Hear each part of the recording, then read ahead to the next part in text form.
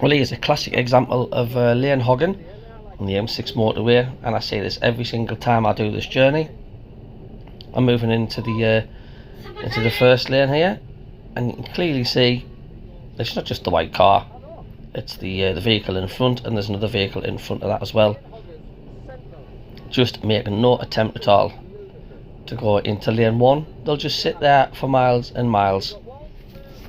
And the majority of motorway traffic I see do this constantly on a daily basis. Why do you do it? I just don't understand it. It's as if they think like that is lane 1 in the centre. You know what I mean? Shocking driving. This is the same journey, just the reverse camera. Car in the third lane, just sitting there. I mean, I'm in the middle lane because I'm overtaken. Back into lane 1, our car's still sitting there in the third lane.